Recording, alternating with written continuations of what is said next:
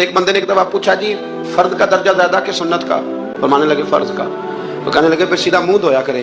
آپ وضو میں پہلے ہاتھ دھوتے ہیں پھر کلی کرتے ہیں پھر ناک میں پانی ڈالتے. فرض تو منہ دھونا ہے پہلے. ہاتھ دھونا بھی وضو میں سنت ہے, ناک میں پانی ڈالنا بھی سنت ہے, کلی کرنا بھی. تو آپ نے تو پہلے 3 سنتیں ادا کی پھر وضو. فرمانے لگے ایک تم نے کہا ہے پتہ نہیں نا تمہیں کہ یہ میرے رسول اللہ کی سنت کی برکت کتنی ہے. شریعت حکم دیتی ہے کہ پانی معتدل ہونا چاہیے وضو کرنے کے لیے, نہ زیادہ ٹھنڈا ہو نہ زیادہ گرم ہو. زیادہ گرم ہو تو منہ جل جاتا ہے. اور شریعت حکم دیتی ہے کہ پانی بد ذائقہ نہیں ہونا چاہیے, اور حکم دیتی ہے کہ بدبو والا نہیں ہونا چاہیے. فرمایا اس لیے ہمارے نبی نے پہلے ہمیں 3 سنتیں دی کہ ٹوٹی کے نیچے نا ہاتھ کر کے دیکھ لو پانی زیادہ گرم تو نہیں, کہیں منہ نہ جلا لینا. اور پھر ہمارے نبی نے ہمیں سنت دے کے بتایا کہ منہ میں ڈال کے دیکھ لو بد ذائقہ تو نہیں. پھر کہا ناک میں ڈال کے دیکھ لو کہ اس سے بو تو نہیں آتی.